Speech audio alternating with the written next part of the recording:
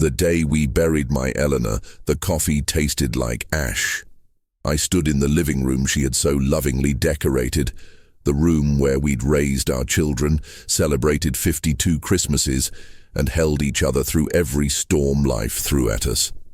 Now, it was filled with quiet murmurs and the clinking of porcelain cups.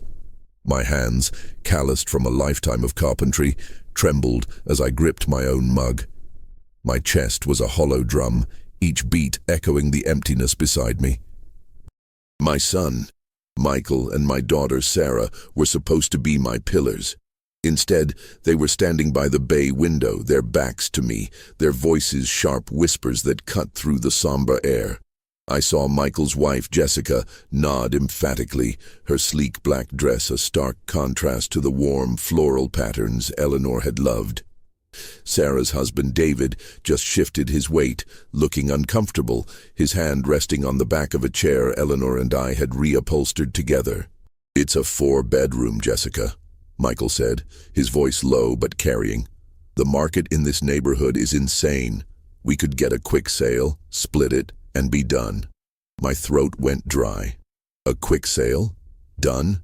The varnish on the floorboards, still gleaming from the polish I'd applied last spring, suddenly seemed to mock me. Every nail in this house had been driven by my own hand. Every rose bush in the garden had been planted by Eleanor's. Sarah's reply was a hiss. "Michael, lower your voice. People will hear." She glanced over her shoulder, her eyes darting past me as if I were just another piece of furniture. "But he's right, David. We can't let Dad just sit here. The upkeep is too much for him. A nice apartment, something manageable." Manageable. I clenched my jaw so hard a nerve twinged in my temple. My shoulders, already heavy with grief, felt like they were being crushed by the weight of their words. They weren't talking about my well-being. They were carving up my life before my wife was even cold in the ground. The humiliation burned hotter than the coffee in my hand. I felt 100 pairs of eyes on me, even if no one else could hear. I was the old man, the relic, the obstacle standing between them and their inheritance.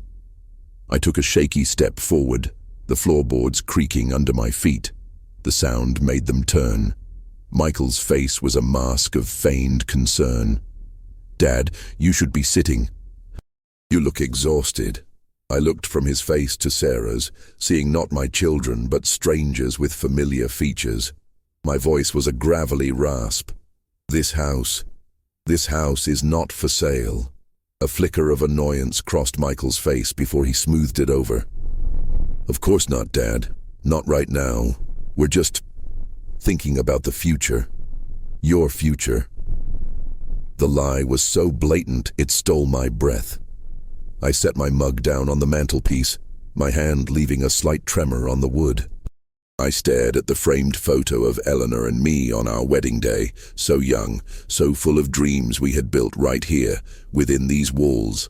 The argument had stopped, but the tension remained, a thick, suffocating blanket. They were waiting for me to break, to crumble.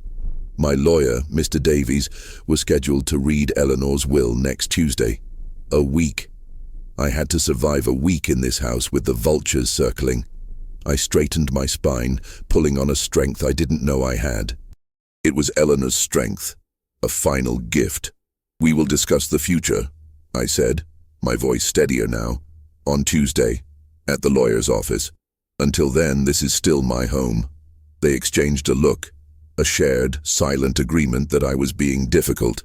But as I turned away, I caught a glimpse of something else in Sarah's eyes, something I hadn't seen before.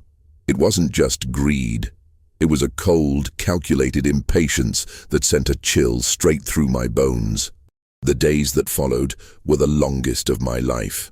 The sympathy casseroles stopped arriving, the condolence calls dwindled, and the house fell into a profound silence. It was a silence filled with ghosts. I'd hear the squeak of the 3rd step on the staircase and expect to see Eleanor coming down, a laundry basket on her hip. I'd smell her rose-scented soap in the bathroom and my chest would seize up. The quiet was a physical presence, a constant reminder of my loss. My children, however, seemed determined to fill the void with their own noise. They didn't leave. Michael and Jessica took the guest room, while Sarah and David stayed in her old childhood bedroom. They said it was to keep an eye on me, but their actions told a different story. On Thursday, I walked into the kitchen to find Jessica on her phone with a realtor.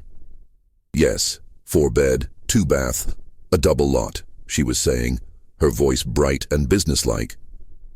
"Original hardwood, a bit dated but great bones." She saw me and her smile didn't falter. "Just getting a preliminary appraisal, Arthur. For insurance purposes, of course." The way she used my first name felt like a tiny, deliberate jab. I wasn't dad to her. I was an asset to be managed. Later that day, I found Michael in my workshop in the basement, a tape measure in his hand. The scent of sawdust and oil, my sanctuary, was tainted by his cologne. "Just seeing how much storage space is down here," he said, not meeting my eye.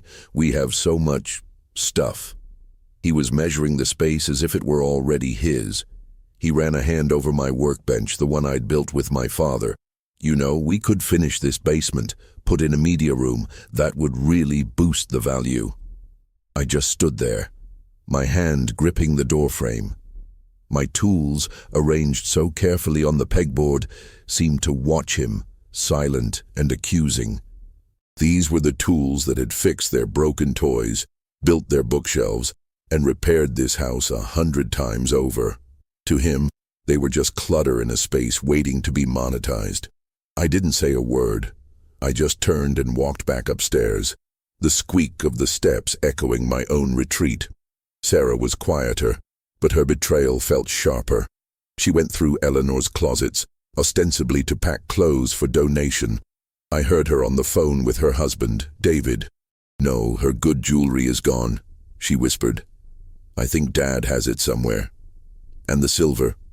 We need to make sure it's in the inventory." The inventory. I was living inside an estate sale.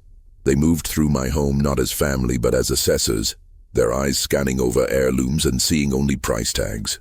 Every conversation was a transaction. Every glance was a calculation. My grief was an inconvenience, a delay in their financial planning. They'd bring me a plate of microwaved food, ask if I'd taken my pills, and then retreat to the living room to whisper with their spouses, their laptops open to real estate websites. On Saturday night, unable to sleep, I wandered downstairs.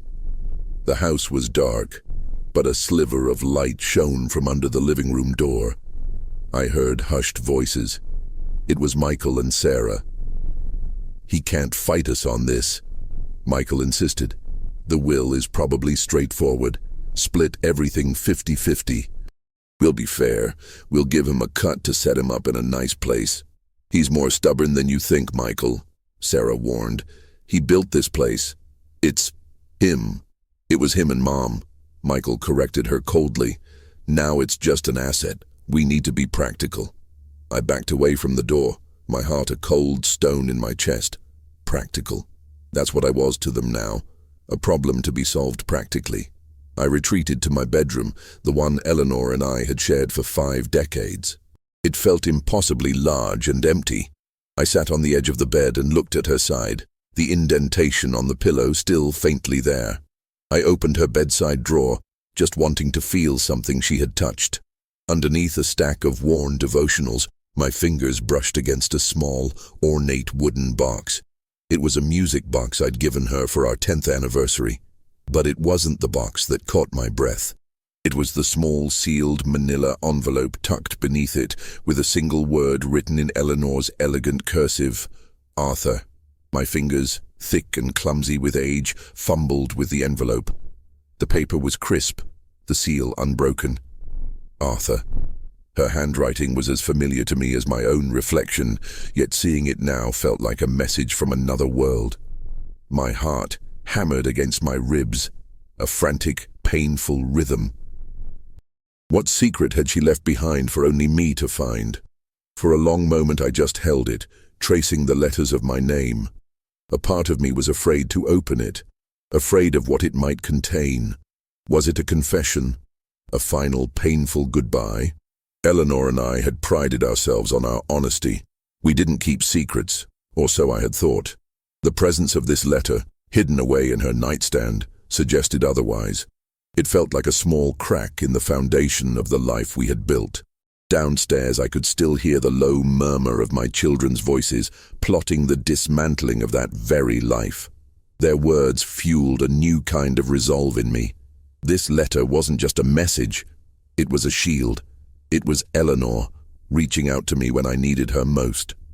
With a deep, shuddering breath, I slid my thumbnail under the flap and carefully broke the seal. The sound was deafening in the silent room.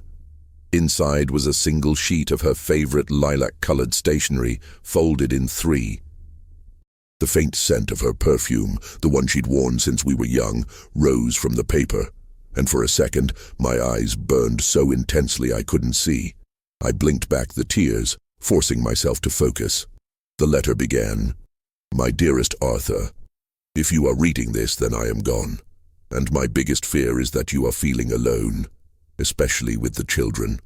I love Michael and Sarah with all my heart, but I am not blind, my love. I have seen the way they look at this house, the way they talk about money. I have seen the hunger in their eyes, and it has worried me for years." My breath hitched. She knew. She had seen it all. The subtle shifts in their character, the growing sense of entitlement I had tried so hard to ignore. I had thought I was protecting her by not speaking of my own worries, but she had been protecting me, carrying this burden in silence. The letter continued. "I have watched you pour your soul into this home, into our family. You have given them everything. You gave them your time, your strength, and more money than we could ever afford, hoping to give them a better start than we had. You thought you were giving them security. I fear we only gave them an appetite for more."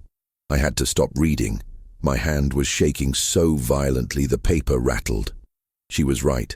The down payment for Michael's first house. The loan to help David start his failed business. The endless, small amounts for Sarah to keep up with her friends. We had called them gifts, investments in their happiness. Eleanor, it seemed, had been keeping a more accurate ledger. I forced myself to read on, my eyes scanning the lines that would change everything. "I cannot bear the thought of them putting you out of our home, Arthur. I cannot bear the thought of them selling our memories to the highest bidder. So, I did something I should have discussed with you, and for that I am truly sorry. But I knew you'd say it was too harsh, that you'd want to believe in the best of them. Sometimes, my love, a parent has to protect their children from their worst selves." Protect them? What did she mean? My mind raced, trying to guess her plan. Had she left the house to a charity? Had she sold it without my knowledge? The fear was a cold knot in my stomach. "Don't be frightened." The letter seemed to read my thoughts. "Our home is safe, you are safe. But the will is not what they expect. There is a condition, a test of sorts. Mr. Davies knows everything. He will guide you. A condition." The word hung in the air. A test for Michael and Sarah. My mind spun with possibilities, each more dramatic than the last. What had this quiet, gentle woman done? I read the final lines, and my blood ran cold. There is one more thing. A fail-safe. If they fight you, if they show their true colors at the reading, I have left you the ammunition you will need. Remember the old wall safe, my love? Behind the painting of the covered bridge? The combination is our anniversary. You will find it there. Everything you need is in the black ledger. The wall safe. We hadn't used it in 30 years. I had almost forgotten it was there.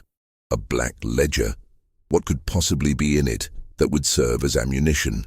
Before I could even process the question, I heard footsteps on the stairs. Heavy, deliberate steps. It was Michael. The doorknob to my bedroom began to turn. My heart leaped into my throat. I crumpled Eleanor's letter in my fist, the delicate paper crinkling in protest, and shoved it into my pajama pocket just as the door swung open. Michael stood in the doorway, his silhouette framed by the dim light of the hallway. He was holding a glass of water. Couldn't sleep, he said, his voice a low rumble. Saw your light on. Everything okay, Dad? The question was casual, but his eyes were sharp, scanning the room, lingering on the open nightstand drawer. He was checking on me, but it felt more like surveillance. Just thinking, I managed to say, my voice hoarse. I forced my hand to relax, to stop clutching the hidden letter. Old memories. He nodded, a flicker of something, pity, or perhaps just impatience in his expression. You should get some rest. Big day, Tuesday. He placed the water on the nightstand, his knuckles brushing against the very spot where the envelope had been just moments before. The gesture, meant to seem caring, felt like an invasion. We're all here for you, you know. I just nodded, unable to speak the truth, that their presence felt more like a siege than a comfort. He lingered for a moment longer, then left, pulling the door quietly shut behind him. I waited until his footsteps faded down the hall before I let out the breath I hadn't realized I was holding. My body was trembling, not from grief this time, but from a strange, unfamiliar cocktail of fear and adrenaline. Eleanor's words echoed in my mind. The Black Ledger. You will find it there. I had to know. I couldn't wait until Tuesday. I had to know what kind of ammunition my wife had left me. I slipped out of bed, my bare feet silent on the wooden floor. The house was quiet again. A sleeping beast. I crept down the hallway, past the rooms where my children and their spouses slept. Their dreams no doubt filled with square footage and closing costs. The painting of the covered bridge hung in the study. It was a cheap print we'd bought at a flea market on our honeymoon, but Eleanor had loved it. My fingers trembled as I lifted it from its hook. Behind it, just as I remembered, was the small black dial of the wall safe. My hands, usually so steady with a hammer or a saw, felt clumsy as I turned the dial. Right to our anniversary month. Left past it to the day. Right again to the year. The faint click of the tumblers falling into place was a shot of thunder in the silent house. The heavy steel door swung open with a low groan. The inside smelled of dust and forgotten time. There were a few old savings bonds, my father's pocket watch, and a small, black, leather-bound ledger. It looked like an old-fashioned accounting book. My name for it, ammunition, felt jarring. I took it back to my room, closing the door as silently as I could. Sitting in the armchair by the window, with only the moonlight to see by, I opened it. The first page was dated 25 years ago. The entry was written in Eleanor's meticulous script. June 12th. Loan to Michael for college tuition shortfall, $5,000. Promised to repay after graduation. I turned the page. April 3rd, for Sarah's first car, $7,500. A gift, but one to be remembered. Page after page, it was all there. A secret history of our family's finances, a detailed accounting of our generosity. It wasn't just the big things. It was the $2,000 to cover Michael's credit card debt. The $10,000 down payment for Sarah and David's first apartment. The checks for car repairs, for vacations they couldn't afford, for vet bills for their designer dogs. Each entry was dated with the amount and purpose written in Eleanor's steady hand. I felt a growing sickness in my stomach. I had seen these moments as acts of love, of a father providing for his children. But laid out like this, in cold, hard numbers, they looked like something else. A pattern of dependence. A history of taking. Eleanor hadn't just been recording the amounts, she'd been documenting a character flaw. I flipped to the last page. The final entry was from just 6 months ago. $3,000 to Michael and Jessica for kitchen renovation, paid directly to contractor. Below it, she had tallied the totals. The numbers were staggering. She had calculated how much we had given to each child, right down to the penny. It was well into 6 figures for each of them. An inheritance they had already received piece by piece over the course of their adult lives. My hands shook as I read the final note she had written at the bottom of the page, a single sentence that was both a loving absolution and a devastating indictment. Our children's inheritance, paid in full.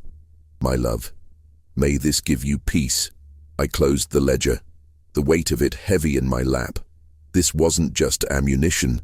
It was a final, heartbreaking act of a mother's love, an attempt to save her children from their own greed and to save her husband from his children. Just as the weight of this revelation settled over me, my phone buzzed on the nightstand. It was a text message from an unknown number. My brow furrowed. I opened it. It was a single glossy image, the front of a brochure. The words on it read, "Golden Meadows Senior Living, a community for your next chapter." My blood turned to ice. Golden Meadows Senior Living. The brochure in the photo was pristine, showing smiling silver-haired seniors playing shuffleboard and painting watercolors. It looked less like a home and more like a resort, a gilded cage where you were sent to be forgotten. The text message had no words, just the image, stark and clinical. I knew with a certainty that settled deep in my bones who had sent it. This was a warning shot. This was their plan. The next morning, the air in the kitchen was thick with a false cheerfulness. Sarah was humming as she made pancakes, a saccharine performance of a caring daughter. Michael was reading the business section, pointedly ignoring me. They were acting as if nothing had happened, as if I hadn't spent the night staring at the ceiling. The image of that brochure burned into my mind. I sat at the table, the black ledger hidden safely back in the wall safe, its secrets a heavy weight in my gut. I decided to say nothing, to wait. Let them make the first move. I didn't have to wait long. After breakfast, Sarah cleared her throat, placing a gentle hand on my arm. Her touch felt alien. "Dad, can we all talk for a minute? In the living room?" This was it. The ambush.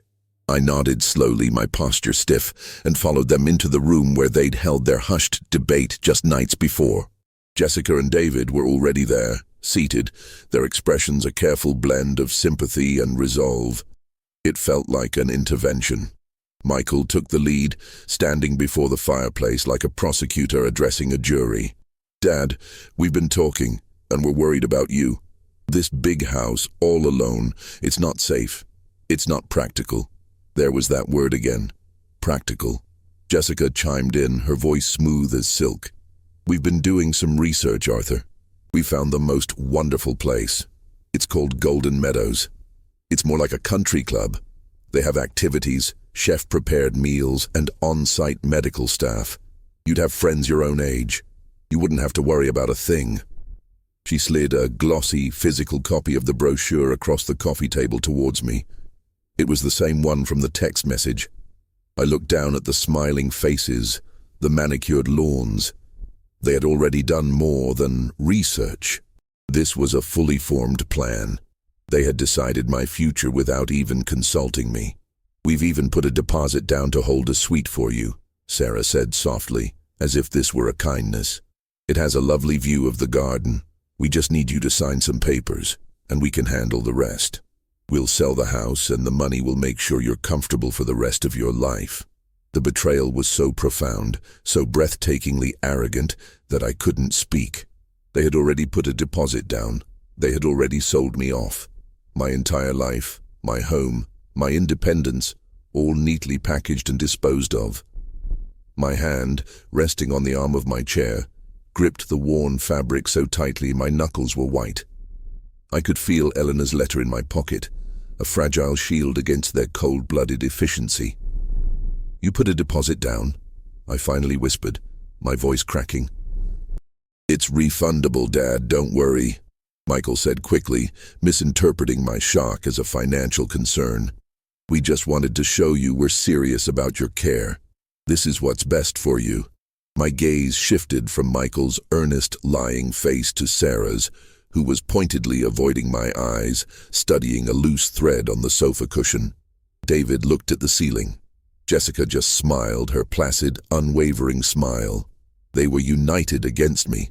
They had discussed it, planned it, and were now executing it with chilling precision. They saw a problem, an aging father in a valuable house, and they had found a neat, tidy solution. I pushed myself to my feet, my old bones protesting. The room felt small, the air thin. I looked at each of them, one by one. I saw no love, no real concern. I saw only the hunger Eleanor had written about, the hunger for a clean slate, for a cash-out, for a life unburdened by an old man and his memories. I picked up the brochure. The paper felt slick and cold. "And the will?" I asked, my voice dangerously quiet. "Does Eleanor's will factor into this plan?" Michael waved a dismissive hand. "The will is a formality, Dad. It will just confirm what we all know. The house goes to me and Sarah. This is just us getting a head start on making sure everything's taken care of." He thought he knew what was in the will. They all did. They were so sure of their inheritance, so certain of their power over me. They had no idea what was waiting for them on Tuesday. They had no idea about the test Eleanor had laid for them. And they certainly had no idea about the ledger that chronicled their greed. I looked at the brochure one last time before I let it drop from my fingers onto the table. "I see," I said. I turned and walked out of the room without another word, their shocked silence following me up the stairs. Back in my room, I pulled out my phone and made a call. "Mr. Davies," I said when he answered. "It's Arthur Henderson. I need to see you. Before the reading on Tuesday. It's urgent."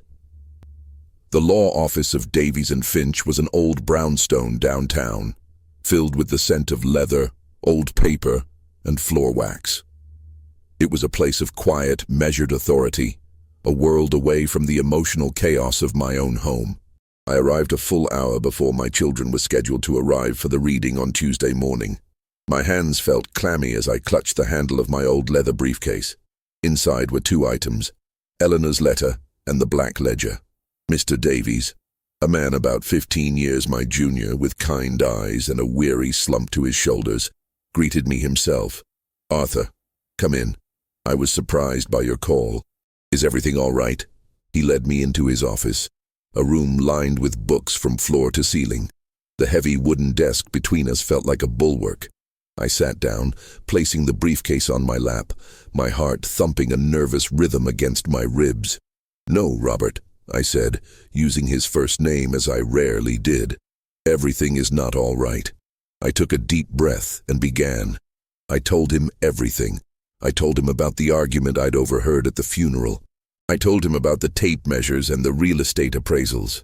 I told him about the Golden Meadows brochure and the deposit they had placed on my future without my consent. As I spoke, his expression shifted from polite concern to a deep, troubled frown. He listened patiently, his hands steepled on his desk, not interrupting once. When I finished, I opened my briefcase. First, I handed him Eleanor's letter. "I found this Saturday night," I said. He unfolded the lilac stationery and read it carefully. His eyebrows rose slightly when he read the part about the will. When he finished, he looked at me, a new understanding in his eyes. "Eleanor was a remarkable woman, Arthur. Astute. She always was." He folded the letter and handed it back to me. "She informed me of the conditional clause in her will when she had me draft it 5 years ago. She made me promise not to speak of it, even to you, unless it became necessary. So he had known all along. He had been her silent co-conspirator in this final protective act. A wave of gratitude for both of them washed over me. "There's more," I said, my voice low. I took out the black ledger and placed it on the polished surface of his desk. It landed with a soft, definitive thud. She told me this was ammunition. Mr. Davies opened the ledger. He turned the first page, then the second, then the third. He was silent for a long time, the only sound in the room the rustle of the pages. I watched his face as he absorbed the 25-year history of my children's financial dependence. I saw his jaw tighten as he read the entries, his eyes narrowing as he scanned the totals at the end. He traced his finger over Eleanor's final heartbreaking sentence, "Paid in full." Finally, he closed the book and looked up at me. The weariness was gone from his eyes, replaced by a steely resolve. "This is not ammunition, Arthur," he said, his voice firm. "This is a moral document. It's profound." He pushed the ledger gently back towards me. "The question is, what do you want to do with it?" That was the question, wasn't it? I could use it to shame them, to hurt them as they had hurt me. I could hold it over their heads, a weapon of guilt for the rest of their lives. But as I looked at the ledger, I didn't feel vengeful. I just felt an immense, aching sadness. This book wasn't about revenge. It was about truth. I want them to understand, I said, my voice thick with emotion. I want them to see what their mother saw. I want them to know that our love for them wasn't a bank account to be emptied. Mr. Davies nodded slowly.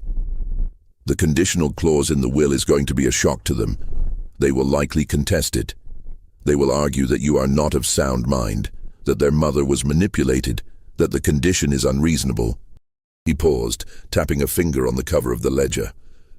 But this changes the narrative. It provides context for Eleanor's decision. It shows a long-established pattern of behavior that would justify her concerns for your welfare. He looked me straight in the eye.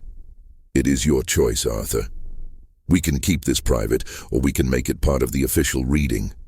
If they react poorly to the will's conditions, I can present this as a legal addendum, a documented explanation of intent from your wife. It will be difficult for them, but it will be legally sound.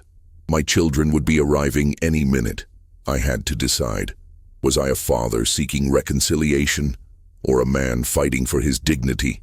At that moment I realized they were one and the same.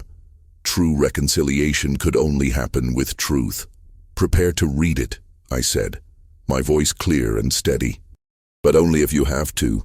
Let's give them one last chance to be the children Eleanor and I raised.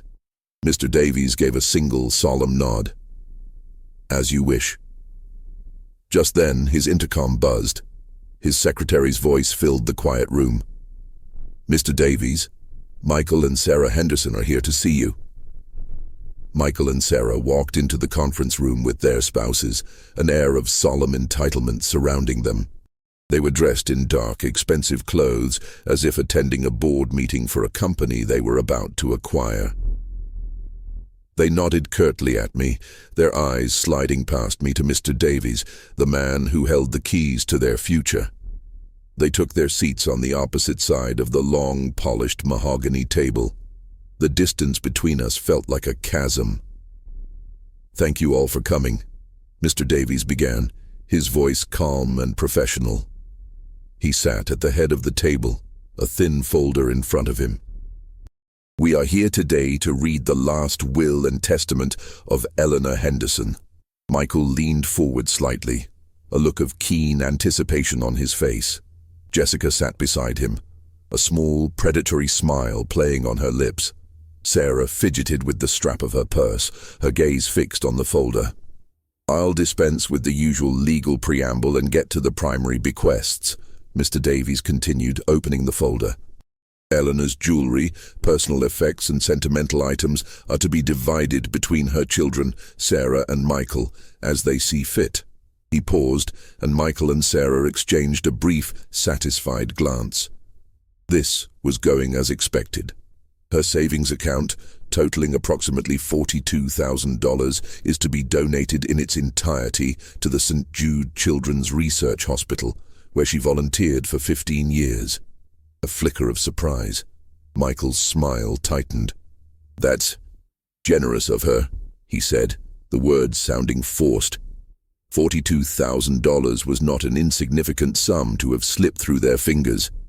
Now, Mr. Davies said, his voice taking on a more serious tone, we come to the matter of the primary asset of the estate, the property located at 45 Willow Creek Lane, including the house and all its furnishings. This was it, the main event. The room was utterly silent. I could hear the ticking of the grandfather clock in the hallway. I kept my face a neutral mask, my hands clasped tightly in my lap, feeling the phantom weight of the ledger. Mr. Davies cleared his throat. The will states the following.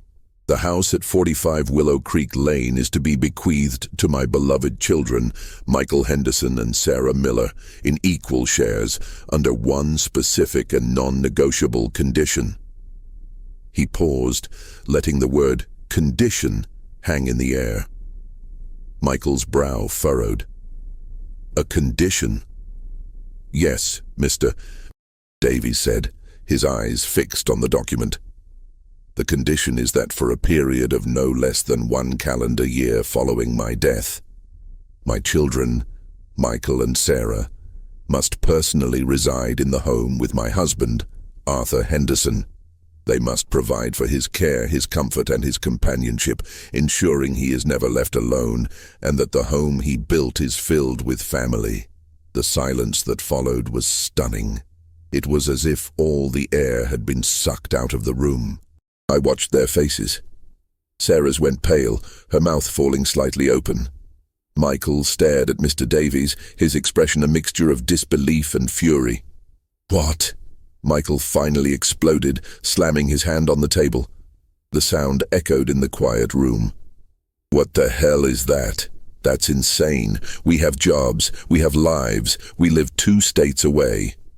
"I have a family, a career," Sarah chimed in, her voice rising with panic. "We can't just uproot everything to babysit Dad for a year." The word babysit was a slap in the face. Mr. Davies remained perfectly calm. "The will is quite clear. If this condition is not met, if you refuse or if you begin and then fail to complete the full year, the bequest is rendered null and void." "So what happens then?" Michael demanded, his face red with anger. "What happens to the house?" Mr. Davies looked up from the will, his gaze steady. "In that event, the executor is instructed to sell the house at market value. After settling any estate costs, the entirety of the proceeds are to be added to the donation to St. Jude's Hospital." Chaos erupted. Jessica began muttering about contesting the will, about undue influence. David was trying to calm Sarah, who looked like she was about to burst into tears of frustration. Michael was on his feet, jabbing a finger towards the lawyer. "This is ridiculous. It's coercion. Mom would never do this. She must not have been in her right mind," he yelled. My heart ached. This was the moment of truth. This was the selfishness Eleanor had feared, laid bare under the fluorescent lights of a lawyer's office. They weren't mourning the loss of a mother. They were mourning the loss of a windfall. I looked at Mr. Davies. He met my gaze and gave a barely perceptible nod. This was the moment. The final chance had come and gone. He held up a hand, and the room quieted slightly. "Mr. Henderson, your mother was in perfectly sound mind when she created this will. In fact," he said, reaching under the table and retrieving the black ledger, "she left a supplementary document, a form of explanatory note, to be read in the event that her wishes were met with confusion." He placed the ledger on the table. The thud was as final as a gavel. "It's a detailed financial record, Mr. Woe," Davies said, his voice carrying a new weight of authority. "One she kept for 25 years. I believe it will clarify her intentions perfectly." He opened it to the first page, and a new, terrible silence fell over my children. Mr. Davies didn't read every entry. He didn't need to. He began with a summary, his voice flat and dispassionate, like an auditor presenting a final report. "This ledger, kept in Eleanor Henderson's own hand, details a series of financial gifts and loans made to her children over the past 25 years. These are funds given for down payments, tuition, business ventures, debt relief, and various personal expenses." Michael's face hardened into a mask of defiance. Sarah simply stared at the black book as if it were a venomous snake. Their spouses looked utterly bewildered. "Let's start with you, Michael," Mr. Davies said, his eyes flicking down to the page. "June 1998, $5,000 for college. March 2004, $15,000 for the down payment on your first home. August 2011, $7,000 to cover credit card debt. February 2018, $20,000 for your business startup loan, which was never repaid." He went on, listing dates and amounts, a steady, damning rhythm. Each number was a brick in a wall being built between me and my son. Michael, who had just claimed he couldn't possibly afford to take a year off to care for me, had received a lifetime of financial care from his parents. His anger began to curdle into a pale, sickly shame. Jessica was no longer smiling. She was staring at her husband, her expression unreadable. Then, Mr. Davies turned his attention to Sarah. "Sarah, your record begins in 2002, $7,500 for your first car. 2007, $10,000 for your wedding, above and beyond the agreed-upon budget. A series of payments from 2012 to 2016 to your husband David's contracting business, totaling over $30,000 to keep it afloat." David flinched as if he'd been struck. Sarah closed her eyes, a single tear tracing a path down her cheek. All those years, she had portrayed herself as the more responsible one, the one who wasn't as demanding as Michael. But the numbers didn't lie. The ledger laid bare the truth. They had both been taking, consistently and without restraint, for their entire adult lives. Mr. Davies paused, letting the weight of the information settle. The air in the room was thick with unspoken resentments and freshly unearthed truths. "Your mother kept meticulous records," he continued, his voice softening slightly. "She did not do so out of bitterness, but I believe out of a painful clarity. She saw that she and your father had given you your inheritance already, piece by piece, while they were still alive." He turned to the final page of the ledger. He adjusted his glasses and read Eleanor's final sentence aloud. His voice was imbued with a quiet reverence, a final tribute to the woman who had written the words, "Our children's inheritance, paid in full. My love, may this give you peace." The words landed in the silent room with the force of a judgment. Paid in full. It was an act of accounting, but also an act of profound, heartbreaking love. It was her way of releasing me, of releasing them, of balancing the books on a lifetime of giving. No one spoke. What was there to say? They couldn't argue with the numbers. They couldn't dispute their mother's handwriting. They had been exposed, not just as greedy, but as oblivious. They had taken and taken, assuming the well would never run dry, never once considering the sacrifices behind each check that was written. Finally, Michael spoke, his voice a choked whisper. "So that's it? We take care of him for a year or we get nothing." The hymn still sounded like a burden, a chore. The lesson had not fully landed. "That is what the will states," Mr. Davies affirmed. Sarah looked at me then, truly looked at me, for the first time that day. Her eyes were filled with a confusing storm of emotions, shame, resentment, and a flicker of something that might have been regret. "Dad," she whispered, as if seeking a reprieve from me. I looked back at my daughter and at my son, and I felt not anger, but a vast, empty sorrow.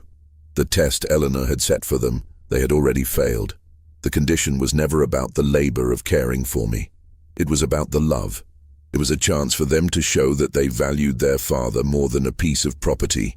It was a chance they had squandered before they even knew they were being tested. I slowly shook my head, not in anger but in resignation. The choice was theirs, but in my heart I already knew the answer.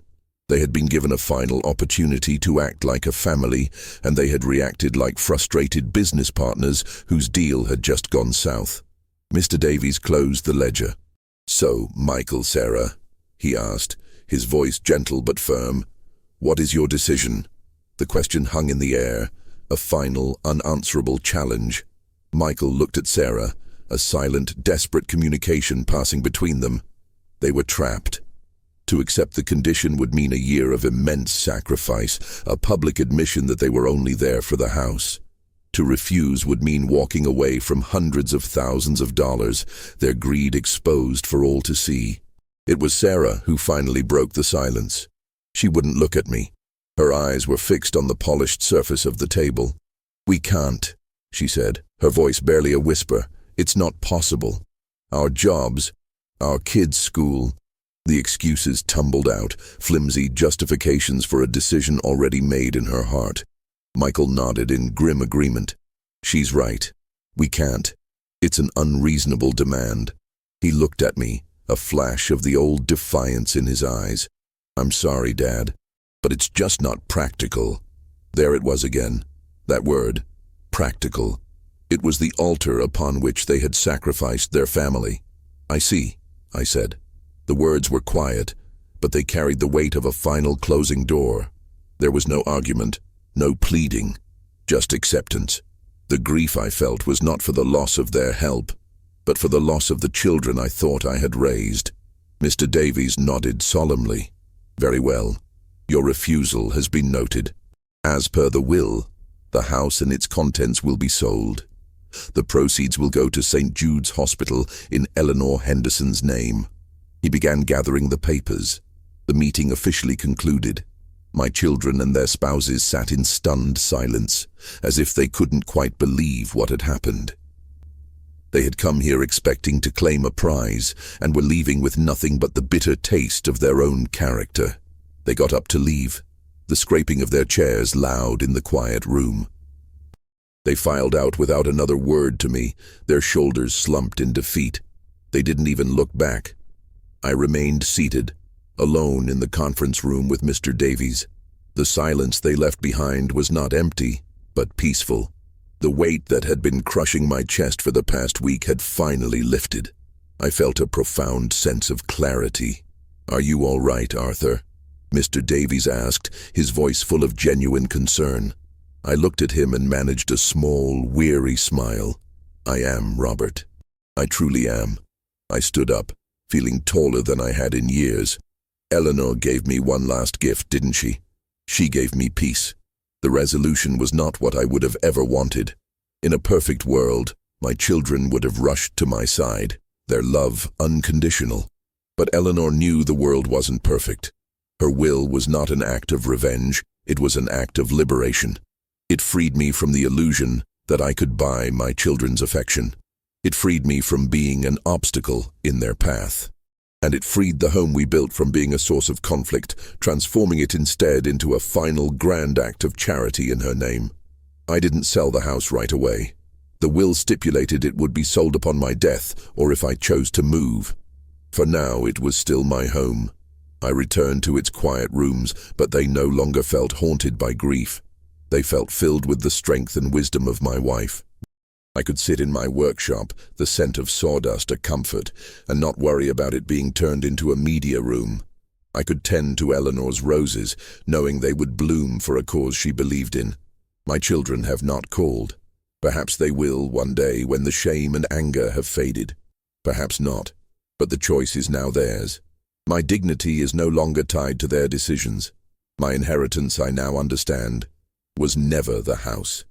It was 52 years with a woman who loved me enough to protect me even after she was gone. And that is an inheritance that no one can ever take away. The ledger is now locked away, its purpose served. The house is quiet, but I am not alone. I have my memories, my peace, and the enduring love of a very, very smart woman. My next chapter will be my own, and it will be practical, in the truest sense of the word.